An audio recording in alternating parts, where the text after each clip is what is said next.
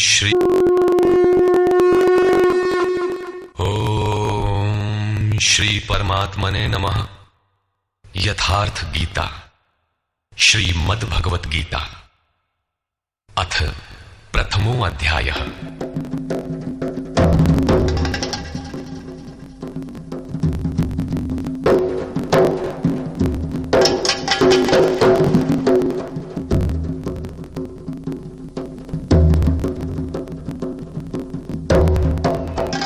धृतराष्ट्र उवाच।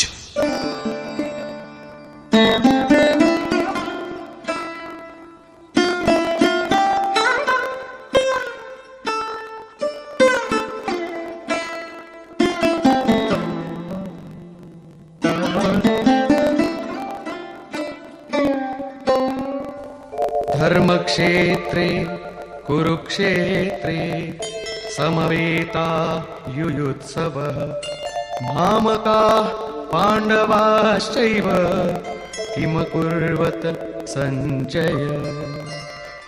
धृतराष्ट्र ने पूछा, हे संजय, धर्म क्षेत्र कुरुक्षेत्र में एकत्र युद्ध की इच्छा वाले मेरे और पांडु के पुत्रों ने क्या किया? अज्ञान रूपी धृतराष्ट्र और संयम रूपी संजय। अज्ञान मन के अंतराल में रहता है। अज्ञान से आवृत मन धृतराष्ट्र जन्मांध है, किंतु संयम रूपी संजय के माध्यम से यह देखता है, सुनता है। वो समझता है कि परमात्मा ही सत्य है। फिर भी जब तक इससे उत्पन्न मोह रूपी दुर्योधन जीवित है, इसकी दृष्टि सदैव कौरवों पर रहती है, विकारों पर ही रहती है। धर्म एक क्षेत्र है।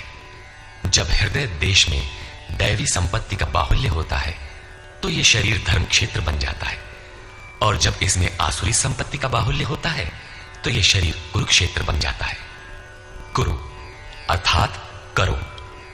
यह शब्द आदेशात्मक है। भगवान श्री कृष्ण कहते हैं, प्रकृति से उत्पन्न तीनों गुणों द्वारा परवश होकर मनुष्य कर्म करता है। वो क्षण मात्र भी कर्म किए बिना नहीं रह सकता। गुण उससे करा लेते हैं। तीनों गुण मनुष्य को देवता से कीट पर्यंत शरीरों में ही बांधते हैं। जब तक प्रकृति और प्रकृति से उत्पन्न गुण जीवित हैं, तब तक कुरु लगा रहेगा। अतः जन्म मृत्यु वाला क्षेत्र, विकारों वाला क्षेत्र कुरुक्षेत्र है, और परम धर्म परमात्मा में प्रवेश दिलाने वाली पुण्यमयी प्रवृत्तियों का क्षेत्र धर्म क्षेत्र है।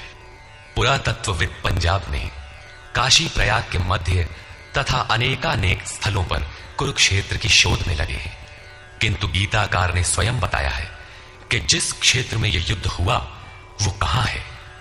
इदम शरीरम कौन्तेय क्षेत्र मित्यभिधीयते। अर्जुन, यह शरीर ही क्षेत्र है, और जो इसको जानता है, इसका पार पा लेता है, वो क्षेत्रज्ञ है।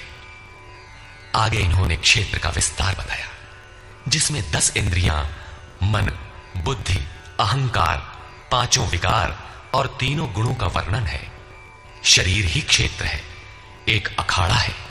इसमें लड़ने वाली प्रवृत्तियां 2 हैं, दैवी संपद और आसुरी संपद। पांडु की संतान और धृतराष्ट्र की संतान सजातीय और विजातीय प्रवृत्तियां।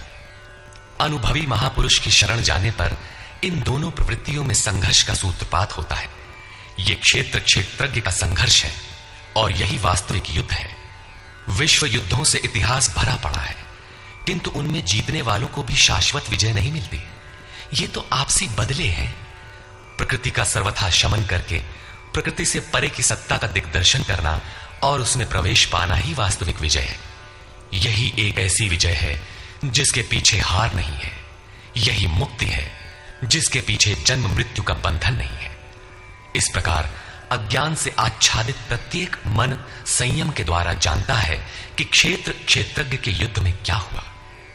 अब जैसा जिसके संयम का उत्थान है, वैसे वैसे उसे दृष्टि आती जाएगी। संजय उवाच। दृष्ट्वा तु पांडवानीकं व्यूढं दुर्योधनस्तदा आचार्यमुपसंगम्य राजा वचनमब्रवीत्।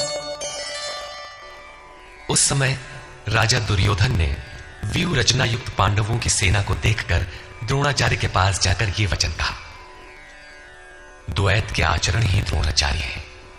जब जानकारी हो जाती है कि हम परमात्मा से अलग हो गए हैं, वहां उसकी प्राप्ति के लिए तड़प पैदा हो जाती है।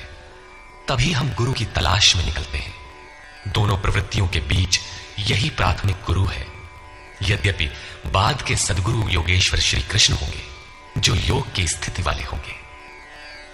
राजा दुर्योधन आचार्य के पास जाता है। मोह रूपी दुर्योधन। मोह संपूर्ण व्याधियों का मूल है। राजा है दुर्योधन, दुरु अर्थात दूषित, योधन अर्थात वह धन। आत्मिक संपत्ति ही स्थिर संपत्ति है। उसमें जो दोष उत्पन्न करता है वो है मोह।